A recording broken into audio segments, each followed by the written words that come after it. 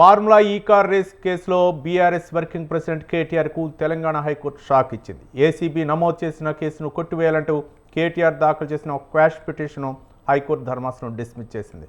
ప్రభుత్వ వాదనతో న్యాయస్థానం ఏకీభవించింది. అలాగే మధ్యంతర ఉత్తర్వులను కూడా హైకోర్టు ఎత్తివేసింది. ఏసీబీ దర్యాప్తులో తాము జోక్యం చేసుకోలేమని స్పష్టం చేసింది. చట్టం ప్రకారం నడుచుకోవాలని, అందరికీ రూల్ ఆఫ్ లా వర్తిస్తుందని హైకోర్టు వ్యాఖ్యానించింది.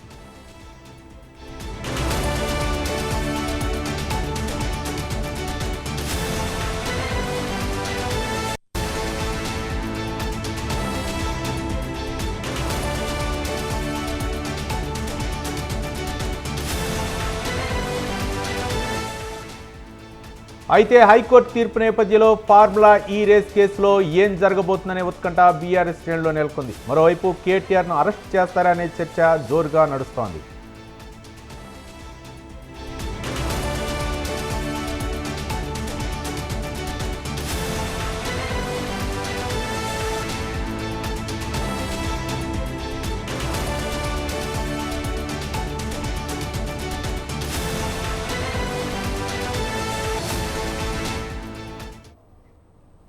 కోర్టు తీర్పు అనంతరం బంజారాహిల్స్ నందినగర్లోని కేటీఆర్ నివాసం వద్ద భారీ బందోబస్తు కనిపిస్తోంది. కవితతో పాటు హరీష్ రావు, మాజీ మంత్రులు, పలువురు కీలక నేతలు అక్కడికి చేరుకుని కేటీఆర్తో మంత్రాలు జరుపుతున్నారు. అయితే ఈ తీర్పును సవాల్ చేసి యోచనలో బీఆర్ఎస్ లీగల్ టీం ఉన్నట్లు తెలుస్తోంది.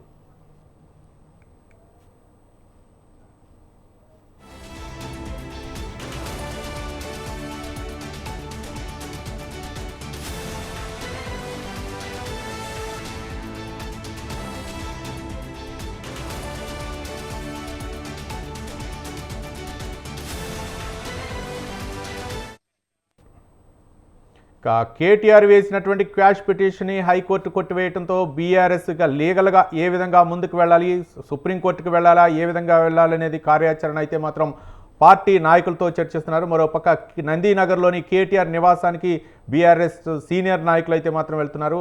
మరోపక్క బీఆర్ఎస్ ఎమ్మెల్సీ కవిత, హరీష్ రావు సీనియర్ నాయకులందరూ కూడా సమావేశమవుతున్నారు. కేటీఆర్తో అంటే ఏ విధంగా న్యాయపరంగా వెళ్ళాలనే అంశాలపై చర్చిస్తున్నారు. మొత్తానికి హైకోర్టు కేటీఆర్ వేసినటువంటి క్వాష్ పిటిషన్ కొట్టివేయడంతో బీఆర్ఎస్ కార్యాచరణ ఏంటి, ఏ విధంగా వెళ్తుంది తదితర అంశాల గురించి తాజా సమాచారం మా కరస్పాండెంట్ సవీన్ లైవ్ ద్వారా అందించడానికి సిద్ధంగా ఉన్నారు. సవీన్,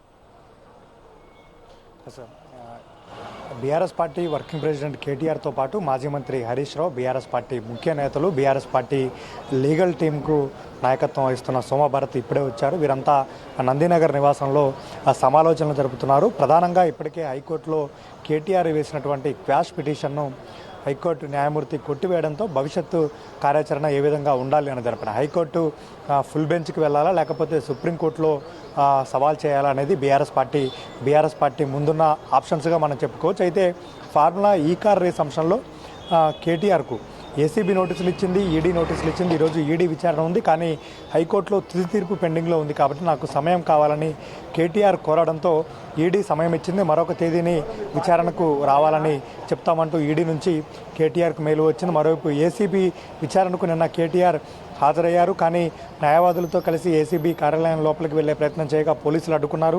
కేటీఆర్ ఒక్కరే వెళ్లాలని చెప్పగా ఏసీబీ అధికారులకు తన లెటర్ ఇచ్చి కేటీఆర్ అక్కడి నుంచి వెళ్ళిపోయారు. మరోసారి 9వ తేదీన ఏసీబీ విచారణకు రావాలంటూ అధికారులు కేటీఆర్ ఇంటికి వెళ్లి నోటీసులు అందజేశారు. ఇదే సమయానికి ఈరోజు హైకోర్టులో కేసీఆర్ వేసినటువంటి క్వాష్ పిటిషన్ను కొట్టివేసింది. ఏసీబీ వాదనలతో ఏకీభవించింది. అదేవిధంగా మధ్యంతర ఉత్తర్వులను కూడా హైకోర్టు కొట్టివేసింది. మొదట కేటీఆర్ పిటిషన్ను విచారించినటువంటి హైకోర్టు అరెస్టు చేయకుండా విచారణ చేసుకోవచ్చంటూ తీర్పు ఇచ్చింది.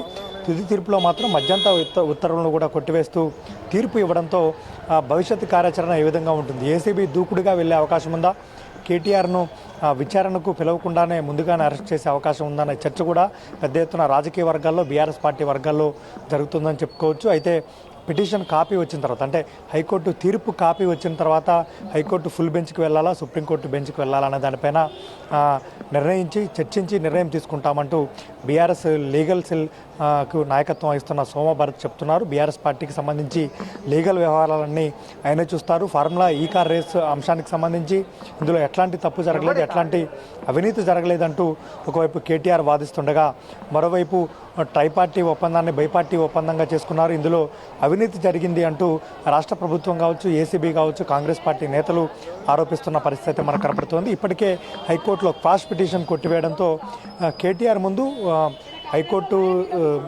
బెంచ్కి వెళ్ళాలి, అదేవిధంగా సుప్రీంకోర్టులో పిటిషన్ దాఖలు చేయాలి. ఈ రెండు ఆప్షన్స్ ఉన్నాయి. మరోవైపు ఇప్పటికే ఢిల్లీలో ఉన్నటువంటి సీనియర్ న్యాయవాదులతో కూడా బీఆర్ఎస్ పార్టీ నేతలు మాట్లాడుతున్నారు. హైకోర్టు క్వాష్ పిటిషన్ కొట్టివేసిన నేపథ్యంలో భవిష్యత్తులో ఏ విధంగా ముందుకు వెళ్ళాలి, భవిష్యత్తు కార్యాచరణ ఏ విధంగా ఉండాలనే దానిపైన బీఆర్ఎస్ పార్టీ ఇప్పటికే ఢిల్లీలో ఉన్నటువంటి సీనియర్ న్యాయవాదులతో కూడా మాట్లాడుతుంది. ముందు నుంచి బీఆర్ఎస్ లీగల్ టీం యాక్టివ్గా వ్యవహరిస్తూ వస్తోంది. డిసెంబర్ 18వ తేదీన హైకోర్టులో క్వాష్ పిటిషన్ దాఖలు చేశారు. ఆ తర్వాత Siddharth Dave supreme court lawyer senior న్యాయవాదితోటి కేటీఆర్ తన వాదనలు వినిపించారు. ఆ తర్వాత తుది తీర్పు ఈరోజు వచ్చింది. క్వాష్ పిటిషన్ను కొట్టివేస్తూ హైకోర్టు సింగిల్ బెంచ్ నిర్ణయం తీసుకున్న నేపథ్యంలో భవిష్యత్తు కార్యాచరణ ఏ విధంగా ఉంటుందనేది ఇక్కడ బీఆర్ఎస్ వర్గాల్లో కూడా ఉత్కంఠగా నెలకొని ఉందని చెప్పుకోవచ్చు. ఎందుకంటే కేటీఆర్ ఫార్ములా ఈ కార్ రేసులో అరెస్ట్ అవుతారంటూ పెద్ద ఎత్తున ప్రభుత్వ వర్గాలు కూడా పెద్ద ఎత్తున ప్రచారం చేస్తున్నాయి, ఆరోపిస్తూ వస్తున్నాయి. కాంగ్రెస్ పార్టీకి సంబంధించిన మంత్రులు కావచ్చు, కాంగ్రెస్ పార్టీకి సంబంధించినటువంటి ఎమ్మెల్యేలు వీరంతా ఆరోపణలు చేస్తున్న నేపథ్యంలో ఈరోజు హైకోర్టు క్వాష్ పిటిషన్ కొట్టివేయడంతో కేటీఆర్ ఫార్ములా ఈ కార్ రేసులో ఏసీబీ ఏ విధంగా ముందడుగు వేస్తుంది. ఎందుకంటే ఈ నెల 9వ తేదీన కేటీఆర్ మళ్ళీ ఏసీబీ విచారణకు హాజరు కావాలి. ఆ విచారణకు హాజరయ్యేదాకా ఏసీబీ వేచి చూస్తుందా, లేకపోతే ఈలోపే ఏమైనా కీలకమైన నిర్ణయం తీసుకుంటుందా అనేది కూడా ఇక్కడ ప్రధాన అంశంగా మారింది. మరోవైపు ఈడీ విచారణకు కూడా కేటీఆర్ హాజరు కావాల్సి ఉంది. ఈరోజే విచారణకు రావాల్సి ఉన్న సమయం కోరడంతో మరొక తేదీని ప్రకటిస్తామంటూ ఈడీ చెప్పిన నేపథ్యంలో ఏసీబీ ఫార్ములా ఈ కార్ రేసులో మరోవైపు ఎఫ్ఈఓ సంస్థకు రాష్ట్ర ప్రభుత్వానికి మధ్యవర్తిగా వ్యవహరించినటువంటి గ్రీన్కో కార్యాలయాల్లో కూడా ఇప్పటికే తెలంగాణ ఏసీబీ అధికారులు సోదాలు నిర్వహిస్తున్నారు. మరోవైపు ఎలక్టోరల్ బాండ్ల విషయం కూడా తెరపైకి వచ్చింది. 2022లో బీఆర్ఎస్ పార్టీకి ఎలక్టోరల్ బాండ్ల రూపంలో గ్రీన్కో సంస్థ విరాళాలు ఇచ్చిందనేది ప్రధానంగా అంశం తెరపైకి వచ్చిన నేపథ్యంలో క్విడ్ ప్రోకో జరిగిందనేది ఇక్కడ ప్రధానంగా ఆరోపణలు చేస్తున్న పరిస్థితి అయితే మనకు కనపడుతుంది. కానీ కేటీఆర్ మాత్రం ఫార్ములా ఈ కార్ రేస్ అంశంలో ప్రభుత్వానికి సంబంధించిన నిధులు ఎఫ్ఈఓ సంస్థకు బదిలీ అయ్యాయి, ఇందులో ఎట్లాంటి ట్రాన్సాక్షన్స్ జరగలేదు, ఎట్లాంటి అవినీతి జరగలేదు అనేది ప్రధానంగా కేటీఆర్ వాదిస్తున్న పరిస్థితి మనకు కనపడుతుంది. ఇక తీర్పు కాపీ వచ్చిన తర్వాత హైకోర్టు క్వాష్ పిటిషన్ కొట్టివేసినటువంటి తుది తీర్పు కాపీ వచ్చిన తర్వాతనే బీఆర్ఎస్ పార్టీ లీగల్ టీం కావచ్చు, బీఆర్ఎస్ పార్టీ నాయకత్వం అధికారికంగా భవిష్యత్తు కార్యాచరణ ఏమిటనేది ప్రకటించే అవకాశం మాత్రం మనకు కనపడుతుంది. నిన్న కేటీఆర్, హరీష్ రావు ఫామ్ హౌస్కి వెళ్ళి బీఆర్ఎస్ అధినేత మాజీ ముఖ్యమంత్రి కేసీఆర్ని కలిసి భవిష్యత్తు కార్యాచరణపై చర్చించారు. హైకోర్టు తీర్పు అనుకూలంగా ఉంటే ఏం చేయాలి, వ్యతిరేకంగా వస్తే ఏం చేయాలనే దానిపైన చర్చించారు. ఎప్పటికప్పుడు సలహాలు, సూచనలు తీసుకుంటున్నారు. తుది తీర్పు కాపీ వచ్చిన తర్వాతనే ఇప్పటికే చర్చలు జరుగుతున్నాయి. తుది తీర్పు కాపీ వచ్చిన తర్వాత ఏ విధంగా ముందుకు వెళ్ళాలనే దానిపైన నిర్ణయం తీసుకుంటామంటూ Soma Bharat BRS legal team incharge అయితే మనకు చెప్పిన పరిస్థితి కనపడుతోంది. భవిష్యత్తులో బీఆర్ఎస్ అడుగులు ఏ విధంగా ఉంటాయి, ఏసీబీ అడుగులు ఏ విధంగా ఉంటాయి అనేది ఇక్కడ కీలకంగా మారబోతుందని చెప్పుకోవచ్చు. రైట్ సబీర్, అంటే నిన్న ఏసీబీ కార్యాలయం ముందు తన లాయర్ తోటి అనుమతించాలని చెప్పేసి కేటీఆర్ విజ్ఞప్తి చేశారు. కానీ రేపు 9వ తారీఖు జరగబోయే పరిణామాలేంటి, మరో పక్క ఈ అంశాలని బీఆర్ఎస్ పొలిటికల్గా ఏ విధంగా టర్న్ తీసుకునే అవకాశాలు ఉన్నాయి అనుకోవచ్చా సబీర్?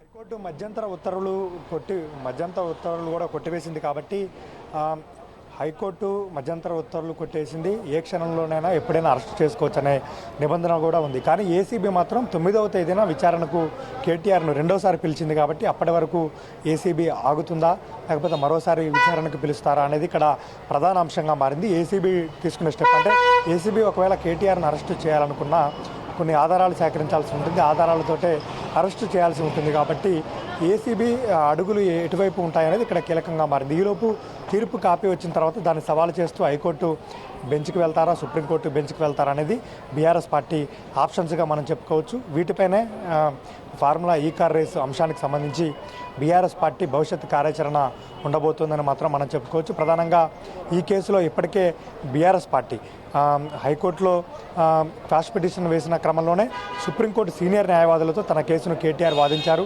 మరోవైపు సుప్రీంకోర్టుకు సంబంధించిన సీనియర్ న్యాయవాదుల ఒపీనియన్లను కూడా బీఆర్ఎస్ పార్టీ తీసుకున్న పరిస్థితి మనకు కనపడింది. నందినగర్ నివాసంలో ప్రస్తుతం కేటీఆర్ హరీష్ రావుతో పాటు బీఆర్ఎస్ పార్టీకి సంబంధించిన మాజీ మంత్రులు, మాజీ ఎమ్మెల్యేలు వీరంతా ఉన్నారు కాబట్టి కార్యాచరణ ఏ విధంగా ఉంటుందనేది మనకు కీలకంగా మారిందని చెప్పుకోవచ్చు. Right, thank you Sabeen.